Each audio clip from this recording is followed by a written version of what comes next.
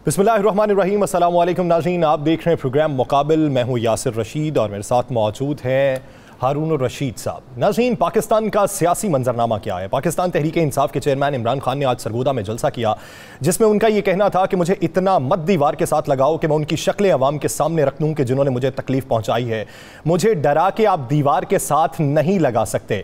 इसके साथ साथ आज उनकी अदालत में पेशी हुई। उनकी जो जमानत है वो भी 12 सितंबर तक मंजूर हो चुकी है। पाकिस्तान तहरीक इंसाफ के चेयरमैन इमरान खान ने यह कहा है कि आने वाले दिनों के अंदर पाकिस्तान की सियासत जो है वो मजीद मुतहर्रिक होगी। पाकिस्तान तहरीक इंसाफ का हर कारकुन मुतहर्रिक होगा। और इसके साथ साथ उन्होंने बड़ी बात यह की है कि मैं दिन ब दिन खतरनाक होता जा रहा हूं। पाकिस्तानी सियासत के ऊपर भी मुफस्सल गुफ्तगू की जाएगी। पाकिस्तान में महंगाई की जो शरह है जिसने 47 साल का रिकॉर्ड तोड़ दिया है, उस पर भी बात की जाएगी। सैलाब मुतासिरीन की इमदाद के लिए हुकूमती इकदामात पे बात की जाएगी कि इकदामात असल में किए क्या गए हैं और दावे क्या किए जा रहे हैं। तो सबसे पहले बात का आगाज करते हैं चेयरमैन पीटीआई के आज के जलसे के हवाले से। हारून साहब, खान साहब ने यह कहा है कि मैं रोज खतरनाक होता जा रहा हूं। ये खतरनाकी का पैगाम असल में वो दे क्या रहे हैं? नहीं, खतरनाक का मतलब यही है, सादा अल्फाज में यही है। वो खान साहब का एक मिजाज है इस तरह के अल्फाज इस्तेमाल करने के, जैसे सुनामी, इनकलाब और ये वो। मतलब ये कि ज़्यादा पॉपुलर हो गया हूँ। वो तो 17 जुलाई को बात बिल्कुल वाज़ेह हो गई थी जब 75% सीटें उन्होंने जीत ली थी और एक आज़ाद उम्मीदवार जीता था और एक पे तो बिल्कुल ही खुली धांधली थी, दूसरी पे भी थी। तो अगर कोई 75-80% सीटें जीत लेता है तो ज़ाहिर है ख़तरनाक ही है अपने मुखालफिन के लिए। मुखालफिन जो भी हैं वो सब समझते ही हैं, उन्हीं को मैसेज दे रहे हैं। वो देखिए, वो असल में बड़ी गलती की है, यानी ये हुकूमती इत्तेहाद ने भी, दूसरे लोगों ने भी, कि वो सारा दिन फोकस करके बैठे रहते हैं इमरान खान पे। उसी पे प्रेस कॉन्फ्रेंसें हो रही हैं, उस पर मुकदमात कायम हो रहे हैं और उसी के ख़िलाफ़ यानी बाकी तो लोग जो हैं वो मुख्तलिफ नून लीग के लीडरों का जिक्र करते हैं, यानी पीटीआई वाले।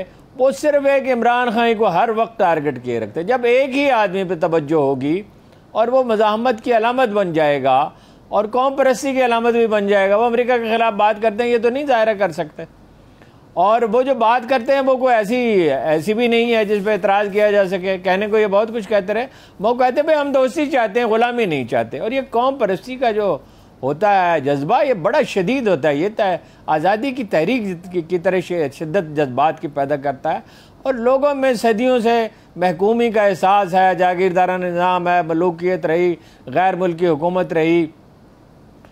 तो वो उसकी वजह से ऑब्वियसली जब वो अपना मज़ाहमत की अलामत ही बन गए तो उसका फ़ायदा उन्हें फिर वो एक बोल्ड आदमी नज़र आते हैं। मुझे याद है यासीन मलिक आए, कोई 2005 की बात होगी, तो उन्होंने इस्लामाबाद के अखबार नवीसों से को खाने पर बुलाया तो उनसे पूछा कि आपके ख्याल में मकबूजा कश्मीर में सबसे ज़्यादा पॉपुलर पाकिस्तानी लीडर कौन है? तो लोगों ने मुख्तलिफ लोगों के नाम लिए। उन्होंने कहा बिल्कुल नहीं, इमरान खान है। इसलिए कि कश्मीरी पाकिस्तान में एक मजबूत लीडर देखना चाहते हैं और वो उसका माजी ऐसा है। वो मैच भी उसने याद दिलाया कि वो इमरान खान ने श्रीनगर में खेला था, मेरा ख्याल श्रीलंका के खिलाफ था, किसके खिलाफ था, लेकिन बहरहाल लोगों ने पाकिस्तान के परचम लहरा दिए थे और तस्वीरें इमरान खान की निकाल ली थी। तो वो पाकिस्तानी अवाम भी यही चाहते हैं, जब हालात ज़्यादा ख़राब होते हैं एक मजबूत लीडर की ख्वाहिश पैदा होती है। ये तारीख़ में हमेशा यही पैटर्न रहा है। तो वो देखिए लोग शामिल हो रहे हैं नए। जलसा सरगोदा का इतना बड़ा था कि हैरान कुन है, बिल्कुल यकीनी नहीं था। लोग इतने जोश व जज्बे में एक एक बात पे वो इतना चीखते हैं, नारे लगाते हैं। तो ये बहुत बड़ी गलती होगी इनसे हिकमत अमली में। और अब एक ऐसी जगह पे पहुंच चुके हैं जहां वापस भी नहीं आ सकते। आप देखें ना, मोहतरमा आर्यन नवाज तकरीर कर रही हूँ, आज शहबाज शरीफ साहब ने इतने सख्त अल्फाज इस्तेमाल किए, मेरी यादाश्त में नहीं है किसी एक तकरीर में एक लीडर के ख़िलाफ़ इतने सख्त अल्फाज इस्तेमाल किए हों। ज़हनी तौर पर गोया उन्होंने शिकस्त तस्लीम कर ली। मौलाना फजलुर रहमान हर वक्त यही करते रहते हैं, जरदारी साहब यही करते हैं। बिलावल की तकरीरें आप उठा के देखें, कौमी असम्बली से सबसे ज़्यादा तकरीरें उन्होंने की, सबसे ज़्यादा लंबी तकरीरें भी की उन्होंने। तो वो हर वक्त एक काबूस की तरह का आदमी सवार हो जाए तो लोग तो नाखुश हैं, हुकूमत से, महंगाई से नाखुश हैं, बिजली की गिरानी से नाखुश हैं, सैलाब में लोगों को मदद नहीं मिल रही उससे नाखुश हैं, अमन व अमान की ख़राबी से नाखुश हैं। तो ज़ाहिर है तो बगावत की तरफ मायल होंगे ना, और वो बाकी उन्हें मुजस्सम नज़र आता है इमरान खान की शक्ल में। हारून साहब, उनके जलसे पे भी बहुत से लोग तनकीद कर रहे हैं, मीडिया चैनल्स के ऊपर बड़ा प्रोपेगेंडा भी किया जा रहा है। ये पैर दर पे मुकदमा, जलसों पे तनकीद, क्या इससे पाकिस्तान तहरीके इंसाफ को नुकसान होता आप देख रहे हैं? मैंने अर्ज किया ना, नुकसान के बजाय फायदा हो रहा है, उसको नुकसान नहीं हो रहा। तो क्या इस पाकिस्तान तहरीके इंसाफ के चेयरमैन के ऊपर जो नाअहली की तलवार लटक रही है, तनकीद तो ठीक है, वो उनका हक है कि वो तनकीद करें, लेकिन वो पीटीआई के लोग ज्यादा मुतहर्रिक है ना सोशल मीडिया पे। मैं तो जो देखता हूँ 100 में से कोई यानी 70-80% मैसेजेस इमरान खान के हक में होते हैं। फिर जो कुछ जलजला जदगान पे बीत रही है, अपना सैलाब जदगान पे बीत रही है, वो तो इतना हौलनाक है कि कोई हद ही नहीं है। यानी क्या बिलावल भुट्टो जहाँ गए खाली हाथ गए, अपना बसान साहब गए, वो गवर्नर साहब गए, क्या नाम है उनका, सिंध के, जहाँ वो गए लोग उनका कितनी, सिंध में पहली दफ़ा इतनी बड़ी सियासी तब्दीली है मैंने 50 बरस में नहीं देखी कि सिंध में लोग पंजाब से ताल्लुक़ रखने वाले एक लीडर को पुकार पुकार के कह रहे हों। कितने यानी सोशल मीडिया पे लोग चीख चीख के कह रहे हैं, आम लोग, बिल्कुल आम लोग। अभी एक क्लिप भी आपको भेजा था, वो कोई पीपल्स पार्टी के लीडर थे जिन्होंने सैलादगी का ऐलान किया, वो जूही के इलाके के वो पाकिस्तान पीपल्स पार्टी के। इमरान खान अगर होता तो हमारी मदद कर। फिर देखिए, आपको हैरत होगी कि ये कुल 20-25 अरब रुपए दरकार थे सिंध को बचाने के लिए। यानी थोड़ा बहुत तो सैलाब आता, सैलाब कैसे रुकता है? एक तो वो है डैम बनाने की जरूरत है, जैसे मैंने कल अर्ज किया, 400-500 मिलियन एकड़ फीट पानी पे झगड़ा होता है सिंध और पंजाब का सर्दियों में, और 600 मिलियन एकड़ फीट पानी सिर्फ कालाबाग डैम में आ सकता है, और बेहतरीन महल वक़ू है, सारी दुनिया मानती है। उसकी मुखालफत क्यों? इसलिए कि पंजाब में बन रहा था, और तो उसकी कोई वजह नहीं। सिंध को उससे कोई नुकसान तो ना पहुंचता। सिंध को सर्दियों में जितना पानी वो चाहते हैं उतना ही पानी मिलता। जब पानी है नहीं, सर्दियों में ज़ाहिर है पानी कम हो जाता है, तो कहाँ से आए पानी और कहाँ से उनको दें? वो ANP ने शुरू किया, और वो अपना असफंद यार का भी यही मौक़िफ़ रहा, और अब्दुल वली खान भी रहा कि खा ये बिल्कुल मुफीद हो। कहते हैं सैलाब आ जाएगा, कभी किसी डैम से सैलाब आया है? यानी ये डैम जो है कोई छोटा मोटा किसी गांव में बना हुआ डैम है? ये तो डैम इस तरह बनते हैं कि आलमी माहिरीन की मदद से और आलमी कंपनियां उसमें शामिल होती हैं, उसका बार बार जायज़ा लिया जाता है। 73 का सैलाब बेहद खौफनाक था इस इलाके में। यानी उस वक्त ये पख्तूनख्वा के इलाके में सैलाब ज़्यादा था, ऊपर बारिश, उस वक्त शमाल में बारिशें ज़्यादा होती थी, अब तक यही पैटर्न था। तो तरबेला डैम को खदशा जाहिर किया गया कि भाई इसको नुकसान पहुंच सकता है, रत्ती बराबर नुकसान भी नहीं पहुंचा अगर कालाबाग डैम बना होता। दूसरी बात यह है कि दरियाए सिंध के दाएं हाथ, राइट बैंक कैनाल जिसे कहते हैं, कुदरती रास्ते थे जहां से पानी कंचर झील तक जाता था, आगे फिर समंदर तक चला जाता था, तो वो रास्ते बंद कर दिए। ये लाखों बरस से चले आते थे जब से दरिया बह रहे हैं। अच्छा, उस पर बहुत सी जगहों पे घर बना लिए गए, बहुत सी जगहों पे वो अपना फसलें उगा ली गई। और लेफ्ट बैंक कैनाल पे वर्ल्ड बैंक की मदद से, और मुझे याद है कोई 20-25-30 करोड़ पर कितने उस पर खर्च हुए थे, तो वो अपना कुछ रास्ता बनाया गया, उसकी वजह से बच गया थोड़ा बहुत, जो बच गया किसी हद तक, तो उसकी वजह से बच गया। अब अगर ये न करते, अच्छा बारिशें आपको पता है गुजरात और गुजरांवाला में उतनी हुई हैं जितनी सिंध में हुई हैं जी, और गुजरात और गुजरांवाला में कोई फरिश्ते बैठे हुए हैं, बड़े अच्छे हुक्मरान हैं। आपको पता ही है किस तरह की सिविल सर्विस है और किस तरह के सियासतदान है। मगर कुछ काम तो हुआ ना। सिंध में तो ऐसे बहुत से शहर हैं जहाँ सीवरेज है ही नहीं, ख़त्म हो गया, तबाह हो गया, कभी बिछा था, इसके बाद उसकी कोई कोशिश नहीं। सिंध के शहरों में 3-3 फुट पानी खड़ा है, 3 फुट 4 फुट पानी भी खड़ा है। हारून साहब, जाहिर है लोग फरियाद तो करेंगे, कोई एक जगह पे। पाकिस्तान पीपल्स पार्टी दावा कर रही है कि बिलावल भुट्टो जरदारी साहब ने 1 घंटे के अंदर 130 अरब रुपया इकट्ठा कर लिया। यार ये इतना बड़ा झूठ है। वो यूसुफी साहब कहते थे एक होता है झूठ, एक होता है सफ़ेद झूठ, एक होता है दादुशुमार, ये तीसरी किस्म है। भाई वो जूलियन साहब हैं यहाँ अक़वाम मुत्तहिदा के मुतल्लिक़ा अदारे के नुमाइंदे, क्या अदारे का नाम मेरे ज़हन से उतर जाता है, वो बिल्कुल अक़वाम मुत्तहिदा के दफातर जो हैं ये हमारी वज़ारत ख़ारिजा के करीब हैं। वो ये कहते हैं कि ये उन्होंने अखबार रमीसों को बताया अपने पोलाइट तरीके से, ज़ाहिर है वो खुलेआम मज़म्मत तो नहीं कर सकते थे, कि उन्होंने कहा आपने बताया ही कब कि मुल्क कितनी बड़ी मुसीबत में फंस गया है। मीडिया को भी उन्होंने जिम्मेदार करार दिया, बिल्कुल ठीक करार दिया, सबसे ज़्यादा जिम्मेदार मीडिया। भाई उसका दुनिया को खबर दी जाती है। एक तो उनका ऑटोमेटिक निज़ाम, कोई मुल्क जो अक़वाम मुत्तहिदा का मेंबर है, वहाँ जब जल्जला आएगा, सैलाब आएगा, ये इंडोनेशिया में हुआ था, मलेशिया में हुआ था, फिलिपाइन में हुआ था, बहुत से मुल्कों में हुआ था, वो खुद ब खुद वो निज़ाम बरूए कार आता है। मगर आप कोशिश करते हैं, वज़ीर ख़ारिजा का क्या काम था? वज़ीर ख़ारिजा को जाके सिंध में बैठना चाहिए था। सिंध भी जाते, उनके पास कोई पीपल्स पार्टी के चेयरमैन है, वसाइल की कमी तो नहीं है, हेलीकॉप्टर पे सिंध में भी घूमते फिरते रहते, यहाँ बैठते, सफारत खानों से बात करते। वो शेरी रहमान ने कुछ बात की, उतनी मौसर तो नहीं हो सकती जितनी वज़ीर ख़ारिजा की हो सकती है। और देखिए दुनिया भर में लोग कह रहे हैं पाकिस्तान के साथ बड़ा जुल्म हो रहा है। पाकिस्तान तो 1% कार्बन पैदा करता है, 99% दुनिया का छठा बड़ा मुल्क है, 5वां या छठा मुल्क आबादी के लिहाज से, और दूसरे मुल्क करते हैं उसकी सज़ा पाकिस्तान भुगता है। लोगों को बताते, सफारत खानों में जाते, सफारत अपना यहाँ जो सफारत खाने, अपने सफारतकारों को मुतहर्रिक करते, दुनिया में पैगाम पहुँचता। मुझे याद है 72 होगा या 3 होगा, बशाम में दलदला आया था और वो हमारे मीडिया ने उसको उजागर किया, दुनिया में खबरें फैली। $1 बिलियन सिर्फ सऊदी अरब ने भेजे थे, उसका भी बड़ा किस्सा कभी आपको सुनाऊंगा क्या हुआ था। लेकिन $1 बिलियन कुल दरकार नहीं थे। जब आप दुनिया को बताएंगे नहीं, दुनिया में कोई मुल्क इतनी बड़ी मुसीबत को तना नहीं संभाल सकता। बहुत कम मुल्क, अमेरिका शायद कर सकता हो, जापान शायद कर सकता हो, चीन शायद कर सकता हो, वो भी बाद औक़ात मदद की ज़रूरत पड़ती है। आपने दुनिया को बताया नहीं। अच्छा, वो एक अपील होती है, एक प्रेस कॉन्फ्रेंस होती है, एक मीटिंग होती है, फ्लैश अपील उसे कहा जाता है, सही। वहाँ वो गए, वो शरीक हुए, उसमें उनका क्या कंट्रीब्यूशन है? और पैसे कौन से जमा हो गए? पैसे तो नहीं मिले, और ये पैसे मिलते तो नहीं है सारे, पता नहीं क्या। देखिए जो 2005 का जलजला है, वो उसके मुकाबले में उससे कितने लोग मुतासर हुए होंगे? 20 लाख, 30 लाख, 40 लाख, 50 लाख। इससे 3.5 करोड़ आदमी बराह रास्त मुतासर हैं। उसमें $6.2 बिलियन के कमिटमेंट से 6 पॉइंट पूरे नहीं मिले थे, मतलब फर्ज कीजिए $4 बिलियन मिले, सही।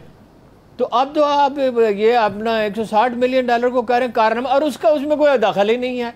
वो तो सिंध जाके बैठ गए, वो तो दूसरे मुल्कों में जाते हैं, एम्बेसीज में जाते हैं, सारा वक्त यहाँ सर्व करते हैं, बीच में सिंध में जाते रहते हैं। उनकी जिम्मेदारी थी, पार्टी के चेयरमैन है, वही उनकी सारी सियासत है। उनका कोई कंट्रीब्यूशन इसमें नहीं है। वाकया ये है कि मीडिया की वजह से और हुकूमत की वजह से, जिसमें वज़ीर ख़ारिजा सबसे ज़्यादा जिम्मेदार है, वज़ीर आज़म भी जिम्मेदार है, उसकी वजह से दुनिया को खबर ही नहीं हुई। हारून साहब, फिजी के वज़ीर आज़म फ्रैंक बैनिमरामा और बरतानवी रुकने पार्लियामेंट ग्लोडिया वेब ने यह बात की है पाकिस्तान के हवाले से। तो जब बैरून मुल्क में बैठे हुए हुक्मरान पाकिस्तान की बात कर सकते हैं, तो हमारे यहाँ कोई ऐसा हुक्मरान क्यों नहीं पैदा हो सकता? मुझे बताइए कि एक आम अखबार नवीस को कितना फ़हम इन चीज़ों का हो सकता है? मैं कब से चीख रहा हूँ, ये बात मैं कब से कह रहा हूँ, कई दिन से। ये नाम तो आज हमने पढ़े ना, इन लोगों ने कहा, बिल्कुल ठीक कहा। एक सामने की सच्चाई है, उसे कोई भी बयान कर सकता है। लेकिन वो नवाज शरीफ साहब कहते हैं, शहबाज शरीफ साहब कहते हैं, हम 4 महीने से IMF की मदद के बगैर छींक भी नहीं मार सकते।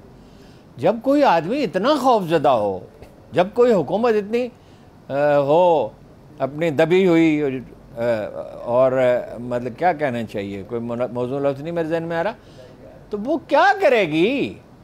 आप दुनिया को बताते हुए डरते हैं। इंडिया का वज़ीर ख़ारिजा कहता है कि हमारी अखलाकी जिम्मेदारी है, जहाँ से सस्ती चीज़ मिले हम अपने लोगों को लेके दें। पाकिस्तानी वज़ीर ख़ारिजा ये बात क्यों नहीं कहता? रूस से तेल क्यों नहीं खरीदते, गैस क्यों नहीं खरीदते? और आपको बताऊँ एक बड़ी दिलचस्प बात। जी जी जी जी जी जी अमरीकी जो ये अभी कहा है कि वो तुर्की से और फलां जगह से और अफगानिस्तान से और ईरान से और फलां जगह से टमाटर और प्याज आएंगे, और मुत्तहिदा अरब अमारात से। मुत्तहिदा अरब अमारात में टमाटर पैदा होते हैं, आलू पैदा होते हैं, वहाँ से सब्जियाँ होती हैं, दालें होती हैं। 1% ज़रूरत है अपनी, वो इंडिया से आएंगे, दुगना किराया खर्च होगा, कीमतें बढ़ जाएंगी, दुगने से भी ज़्यादा होगा। पहले इंडिया से अमारात, अमारात से पाकिस्तान, ज़ारा समंदर के ज़रिए, फिर कराची या गवादर, कराची में ज़्यादातर, फिर वहाँ से ट्रेन के ज़रिए बाकी मुल्क में पहुँचेगा। इतने डरे हुए सहमे हुए लोग हैं, खुदा ही इन पर रहम करे। हारून साहब, एक ऐसे वक्त में कि जहां पे आपने कल तज़किरा किया था कि खामोशी से एक वफ्द अमेरिका भेजा हुआ है, तो अमेरिका के जो वजीर खारजा हैं उनके सीनियर मुशीर हैं डेरेक शोल्ड, उनका एक बयान सामने आया कि पाकिस्तान जो है, हमने कभी भी उस पर यह दबाव नहीं डाला कि वो अमेरिका और चीन में से किसी का एक का इंतखाब करे। ये हर मुल्क का अपना इस्तिस्वाब राय है, वो किसी का भी इंतखाब कर ले। इसके पीछे आपको मंतिक क्या दिखाई देती है ऐसे वक्त में बयान सामने आना? नहीं, वो ये बयान तो उन्होंने असल मज़ाहिम को छुपाने के लिए दिया है ना। वो एक पाकिस्तानी अखबार में इसको इंटरव्यू दिया, वो ये कह रहे हैं कि पाकिस्तान बड़ा है, मैं ये है वो है, लेकिन हम ये नहीं कह रहे कि इंतखाब करें, मगर पाकिस्तान को अपने मफादात को मलूद रखना चाहिए। और चीन जिन मुल्कों में गया है और जिनके साथ उसके गहरे माशी मरासम हुए हैं, हम उन सब के बारे में तशवीश का शिकार हैं। तो कह तो वो यही रहे हैं ना कि चीन से ताल्लुकात न रखें, हमसे यही कहते हैं। वो चीन से, वो तो उनकी क्या थी असिस्टेंट से, जो अपना नायब वज़ीर ख़ारजा, खातून का नाम है भूल गया, वो आई थी यहाँ, वो कह रही थी ये चीन के कर्जे जो है आपको बहुत तंग करेंगे। भाई this is none of your business. हम बेहतर समझते हैं, इंडिया आपका स्ट्रेटेजिक पार्टनर है, तो हम इंडिया चीन के साथ ताल्लुकात भी ना रखें और अपने आप को इंडिया के रहमो करम पे छोड़ दें, जो अपनी आबादी को माफ़ नहीं करता। जहाँ कत्लेआम होता है, जहाँ अब ये ताज़ा तरीन सूरत हाल ये है कि अमेरिका में सिख और हिंदू कम्युनिटी के अंदर बहुत तलखी पैदा हो गई है। बाकी तो आप छोड़िए, मशरक़ी पंजाब में जो कुछ हुआ है, झारखंड में जो कुछ कश्मीर में हो रहा है, जो कुछ आसाम में हो रहा है, 3 मदरसे आज वहाँ बुलडोज कर दिए हैं आसाम में। उन मदरसों में क्या प्रॉब्लम है जी उनको? वो नहायत मोहतात लोग हैं इंडिया के मुसलमान जो हैं, और मजहबी तबका ख़ास तौर पर ज़्यादा मोहतात है। तो वो दरअसल क्या ये रही हैं कि क्या यही कह रहे हैं कि चीन से वास्ता न रखो, और दूसरे मुतालबात में वो आपसे अर्ज़ कर ही चुका हूँ उनके क्या है। अच्छा हारून साहब, मैं वो बात करना भूल गया। हमारे स्पीकर कौमी असम्बली राजा परवेज़ अशरफ साहब ने कहा है कि कैनेडियन हुकूमत से मैंने कहा कि $10,000 मंगवाए हैं पाकिस्तान के सैलाब ज़दगान के लिए, इससे तो ज़्यादा वो खुद भी दे सकते हैं। इस दावे में हकीकत क्या लगती है? क्या कहने जी, मुझे ये नहीं पता $10,000 वो लेके आएंगे या नहीं आएंगे, मगर मुझे ये पता है कि $16 लाख उनके दौरे पर खर्च हो गए और कोई काम उन्होंने नहीं किया। उन्होंने कोई बताया उन्होंने वहाँ कोई काम किया? उनको वहाँ चंदा जमा करने के लिए भेजा गया था, उनका ये काम ही नहीं था। वो तो नियाग्रा फॉल पर सैर करते रहे और महंगे होटलों में खाने खाते रहे। उनका इस्तकबाल होना चाहिए जब वो आएँ, और उनसे पूछना चाहिए मीडिया को। हमारी खराबी यही है कि जब हमारे लीडर इस तरह की मनमानी करते, जब इन्होंने वो किराए के बिजली घर लिए थे जिनकी वजह से राजा रेंटल कहा जाता है, और इन्होंने डैम्स तक के पैसे निकाल के गुज्जर खां के गर्दनवाब में खर्च कर दिए थे, और जाहिर है सड़कें चंद हफ्तों में नहीं बनती, चंद हफ्तों और महीनों के लिए वज़ीर आज़म थे, तो नहायत बुरी तरह बर्बादी हुई थी। और ये बच निकले ना, किसी ने इनसे पूछा नहीं, और कौमी असम्बली के स्पीकर भी हो गए। तो $16,000 अगर दौरे पे खर्च हुए हैं, 16 लाख, और $10,000 वो उन्होंने 16 लाख, तो $10,000 वो लेके आए हैं, तो ये कौन सा कारनामा है? और इतना बड़ा वफद लेके गए क्यों? 25 आदमी वहाँ क्या कर रहे हैं?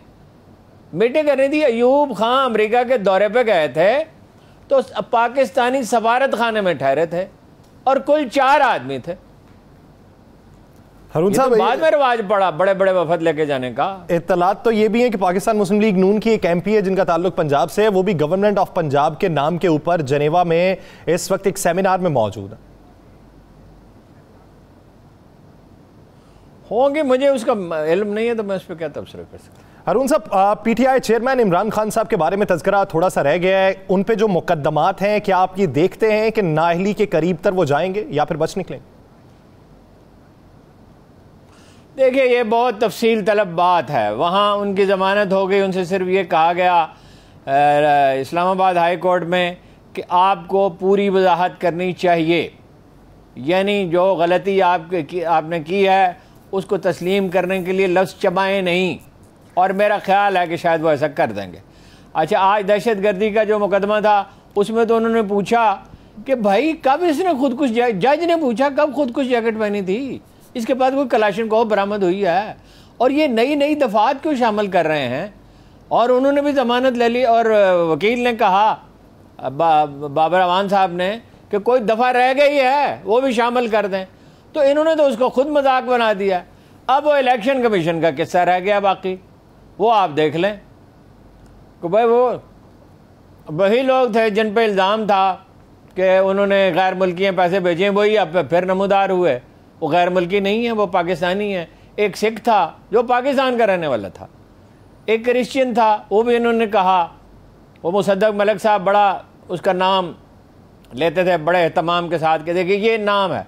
बीवियां हैं जिन्होंने मुसलमान हो गए मगर नाम पुराने बरकरार रखे। तो या कंपनियां हैं जिसमें कोई डायरेक्टर है कंपनी के नाम पे पैसे, उसमें से क्या निकलेगा जी? उसमें जुर्माना हो जाएगा ज़्यादा से ज़्यादा। बेहतियाती तो उसमें हुई है, इसमें तो कोई शबह नहीं है। बेहतियाती करते हैं, पीटीआई के लोग ऐसे ही हैं हेड ऑफिस में ख़ास तौर पे जो बैठे हुए हैं। तो मेरा जो, मैं लंबी चौड़ी बहस में नहीं पड़ता, मगर मेरा ये ख्याल है, देखिए आज उसने लिखा है फॉरेन पॉलिसी मैगजीन में, जो इस मौजू पर दुनिया का सबसे अच्छा मैगजीन समझा जाता है, जी जी, कि हुकूमत और मुखालिफिन सारे इमरान खान से खौफजदा हैं, ये इलेक्शन में आसानी से जा ही नहीं सकते। ये इलेक्शन में आसानी से सारी दुनिया इस बात को समझ रही है। जी जी जी। हारून साहब ब्रेक लेनी है, ब्रेक के बाद वापस आते हैं। मुल्क में जो महंगाई की जो मजमूई शरह है उसके ऊपर बात की जाएगी और उसका किस तरीके से हो सकेगा इस पर तफसीलन गुफ्तगू करेंगे, कहीं नहीं जाएगा, स्टे विद अस। ब्रेक के बाद खुशामदीद नाज़रीन। मुल्क में महंगाई की शरह गुज़श्ता 47 सालों का रिकॉर्ड तोड़ चुकी है। बिजली महंगी हो चुकी है, पेट्रोल महंगा हो चुका है, अशियाए खुरनोश की कीमतों में इजाफा हो चुका है। वो जो माजी में कहा करते थे कि पेट्रोल को सस्ता करना चाहिए, अब उनके इकदाम आप सबके सामने हैं। माजी के अंदर जो कहा करते थे कि पीटीआई की हुकूमत को आइन में लिख देना चाहिए कि IMF की बात को मिन्नवन तस्लीम किया जाना चाहिए, अब उनकी बातें भी आपके सामने हैं। हारून साहब, ये सियासत में दोहरा मायार कब खत्म होगा? इस वक्त तो आलमी मंडी में तेल सस्ता है और इधर कीमतें क्या? वो कभी भी नहीं खत्म होगा यार। देखे ना भाई, इतना दोहरा मायार कोई आज शुरू हुआ। बात ये है कि ठीक वही प्राइस है जिस वक्त ये कह रहे थे ना, इस वक्त 88 से लेके 92 डॉलर तक है जी। तो ठीक यही प्राइस ही जब शहबाज शरीफ साहब ये खुतबा दे रहे थे। देखिए अब मैं आपसे अर्ज करता हूँ, गुजारे ये है कि इन्होंने कमाल ऐसा किया कि जिसकी कोई मिसाल ही नहीं है पाकिस्तान की तारीख में। जून में जब डॉलर 248 रुपए का था, 248 रुपए का, बेपनाह फ्यूल खरीद लिया, डीजल इंपोर्ट कर लिया, पेट्रोल इंपोर्ट कर लिया, मिट्टी का तेल इंपोर्ट कर लिया। अब ये प्राइस कम कर ही नहीं सकते। ओ भाई, आपसे किसने कहा था? ये कौन से माहिरीन हैं जिन्हें ये समझ नहीं आती कि चीज़ों की कीमत बढ़ने वाली है या गिरने वाली है? एक ख़ास हद के बाद प्राइस गिरनी होती है। फिर ये है कि भाई आप एक हद तक चलिए मंगवा लें। कोई इनका ये ख्याल था कि डॉलर को 500 रुपये का हो जाएगा, ये तो नहीं हो सकता था। ज़ाहिर है IMF से मुज़ाकरात हो रहे थे, इन्हें मालूम था। मैं आपसे बार बार कहता हूँ, ये डरे सहमे हुए लोग हैं। ये है तमाशा। अब ये इस वक्त कम नहीं कर सकते, ये कुछ अर्से के बाद कम करेंगे। फिर उसमें ये कह रहे हैं कि वो आप हम लोगों से कहेंगे कि देखिए नए माली साल में हमने ये कर दिया और ये कर दिया और फलां कर दी। ये है किस्सा सर। हारून साहब, महंगाई की जो मजमूई शरह इस वक्त पहुंच चुकी है, ये कम कैसे होगी? जो जिस 47 साल पहले का आप जिक्र कर रहे हैं, क्या क्या हुआ था उस वक्त? इंडस्ट्री टेक ओवर कर ली थी भुट्टो साहब ने। जी जी जी। ये रातों रात आधे से भी कम कर दी थी अपनी पाकिस्तान, खुद हुक्म जारी करके। ओपन मार्केट में नहीं था उस वक्त डॉलर, हुक्म जारी करके आधे से भी कम कर दी पाकिस्तानी रुपए की कदर। डॉलर की 2-2.5 गुना जो है वो बढ़ गई। 3.5-4 रुपए का 5 रुपए का डॉलर होता था जहाँ तक मुझे याद है। फिर 10 रुपए का रहा, जवालक के पूरे ज़माने में तकरीबन 10 रुपए का रहा, वो थोड़ा सा इजाफा हुआ था उसमें। तो वो उस वक्त भुट्टो साहब के इस कारनामे की वजह से इतनी हौलनाक महंगाई हुई थी, मगर वेजेस भी कुछ बड़ी थी बहुत सी जगहों पे। तो अब उसके बाद ये कारनामा अब इस हुकूमत ने अंजाम दिया है। हारून साहब, वो जिनकी पार्टी का आप तज़किरा कर रहे हैं, उनके एक रहनुमा जिन्होंने ये बयान दिया था कि पाकिस्तान पे ये सैलाब अल्लाह का अजाब आया हुआ है, उन्होंने दौरा किया शिकारपुर का। उनके शिकारपुर के दौरे पे क्या हुआ भला? उनके शिकारपुर के दौरे पे लोग उन पर चढ़ दौड़े के खाली हाथ क्यों हैं? बस्सान साहब के साथ भी ये हुआ। बस्सान साहब तो उससे भी ये तो भाग गए ना। बस्सान साहब ने तो ये कमाल किया, हाथ मिलाने से इनकार कर दिया। लोग बड़े इश्तियाक से आए, जैसे सिंध में लोगों का मिजाज, सिंध के लोग खुश मिजाज और पुरतपाक बहुत हैं, बदतरीन हालत में। अभी एक खातून एंकर ने अपना गालिबन, वो तो खैर सरायकी पट्टी की है, एक तस्वीर जारी की है कि जिसमें वो सैलाब ज़्यादा लोगों ने उन्हें अजरक पहनाई। बड़े पुरतपाक, बड़े मेहमानों का खैर मकदम करने वाले लोग हैं जी जान से। हारून साहब, तो उनसे हाथ मिलाने से इनकार कर दिया और हाथ के इशारे से कहा पीछे चले जाओ, पीछे हट जाओ जी। यही बिलावल साहब के साथ हुआ। बिलावल साहब गए, वहाँ नारे लगे। भाई 20-25 अरब रुपए से सैलाब करो, इसको तबाही को का साइज बहुत कम किया जा सकता था और कालाबाग डैम बन जाता और ये दूसरा काम हो जाता। ये खैरपुर से लेके तो कराची तक एक नाला आलमी इमदाद से बना था, वो भी पटा पड़ा है, वो भी नहीं इस्तेमाल हो रहा। तो ये हो जाता तो इस मुसीबत से बच जाते सिंध के लोग। देखिए ना, खैबर पख्तूनख्वा में इतनी तबाही नहीं हुई, पंजाब के वो अपना जनूबी पंजाब में हुई है, वहाँ भी पंजाब हुकूमत डैम बना रही थी, मंसूबा मंजूर हो गया था और जो बचत हुई है, जो पुश्ते बने हुए हैं, उनकी वजह से हुई है। और ये एक ज़माने से हो रहा है और दुनिया पूछती है कि ये अजीब लोग हैं पाकिस्तानी, हर साल इन्हें मुसीबत बरसात में दरपेश होती है और ये उसका पहले से कोई इलाज नहीं करते। एक खातून ने मैसेज भेजा है कि मैंने अपना गई थी NDMA में और उनसे कहा कि मैं ये सैलाब से पहले की जो सूरत हाल होती है उसकी प्लानिंग की, मैंने ये MSc किया है अमेरिका से और मैं इसके लिए काम कर सकती हूँ। उन्होंने कहा नहीं, हम तो जो सैलाब के बाद होता है उसको देखते हैं, सैलाब से पहले की मनसूबाबंदी हम नहीं करते। चुनांचे उनको वापस भेज दिया। हारून साहब, जो कच्चे मकान मुकम्मल तबाह हो गए, जो पक्कों को जुज़वी नुकसान पहुंचा, ये इसकी बहाली कैसे होगी और सैलाब से बाद जो वबाई अमराज फूट रहे हैं उसका तदारुक किस तरीके से हो सकता है? देखिए, आसानी से तो नहीं होगा। वबाई अमराज भी हैं, मच्छर बेपनाह हैं, बाज़ जगहों पे गुंडे पहुंच चुके हैं, जो छोटे छोटे ग्रुप जाते हैं उनको वो घेर लेते हैं, सामान उनसे छीन लेते हैं। मच्छर इतने हैं कि कोई हद नहीं। ज़ाहिर है बरसात, डेंगू फैल रहा है और हैज़ा बहुत, ये नौशहरा में और चार सिद्दा वगैरह में हैज़ा 3-3 हज़ार मरीज़ हैं। उसके लिए ज़ाहिर है कि ये पाकिस्तान की हुकूमत के बस की बात तो नहीं है तनहा। ये फ़ौज की जो मेडिकल कोर है उसे करना पड़ेगा। उनके हॉस्पिटल बहुत अच्छे हैं फ़ौज के और स्टाफ बहुत तरबियत याफ्ता है। जो लोग फ़ौजी अस्पतालों में जाते हैं उन्हें इसका तजुर्बा है, उनसे मदद हासिल करनी होगी। मकान तो देखिए कोई आसानी से नहीं बनेंगे, लेकिन ये गिर तो गए, मुसीबत तो आई बड़ी, मगर ये है आपको अब मौका मिला है कि इसको प्लानिंग से बनाएं और बल्दियाती इदारों के इख्तियारात दें। कराची की बल्दिया के पास जब इख्तियारात थे तो नेमतुल्लाह खान के दौर में तरक्याती बजट 2-3 अरब से 40 अरब पे जा पहुंचा था। यही मुस्तफ़ा कमाल के ज़माने में हुआ था। कराची में सफ़र आधा रह गया था।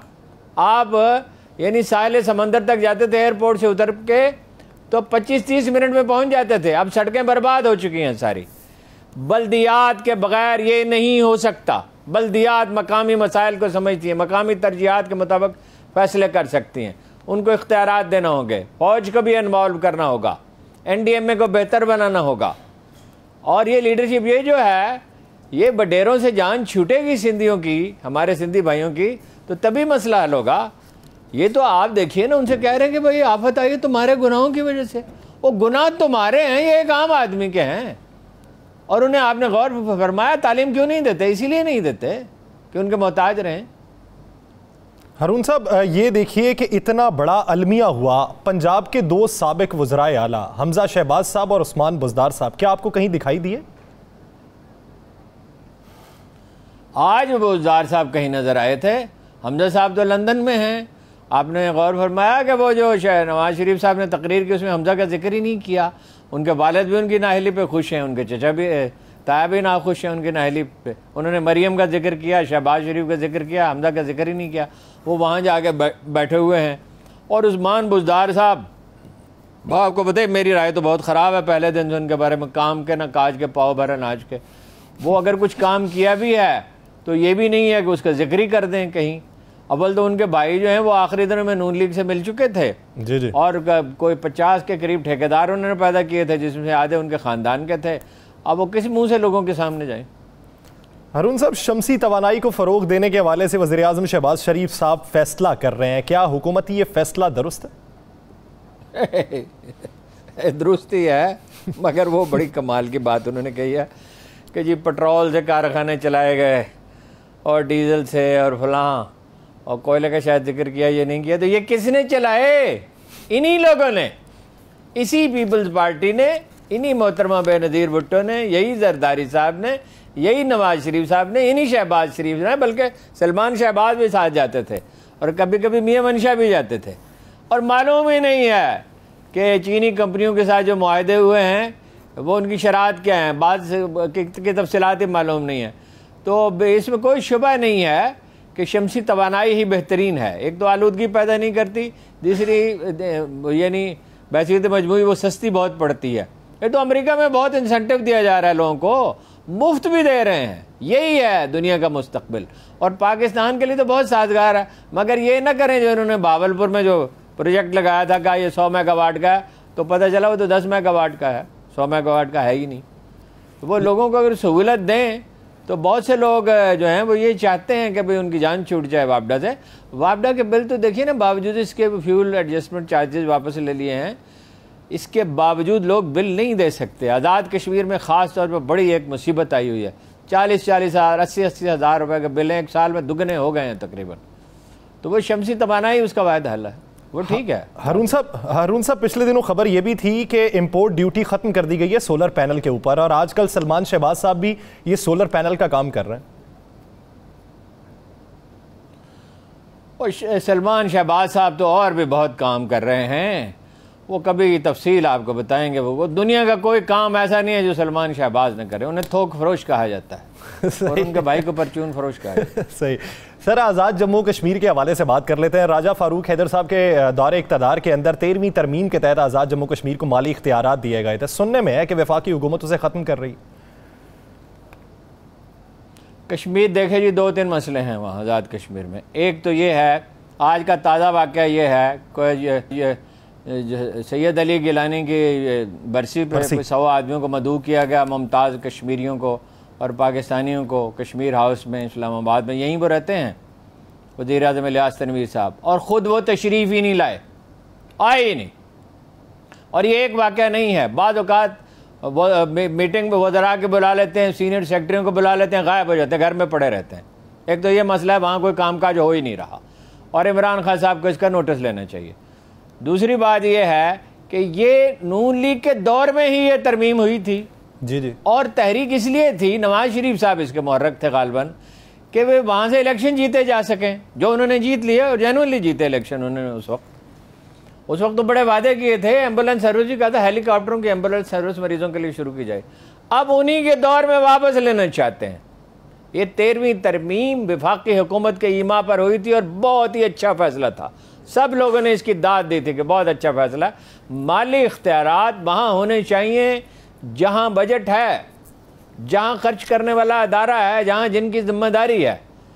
ये वजारत अमूर कश्मीर की, सरहदी अमूर और कश्मीर की वजारत के पास ये माली इख्तियारात एक ज़माने में ज़्यादातर होते थे, और हमेशा वज़ीर आज़म आज़ाद कश्मीर और वफाकी वज़ीर में कशीदगी रहती थी। अब फिर से उसकी तैयारी कर रहे हैं, तो ये बड़ी ख़तरनाक बात है।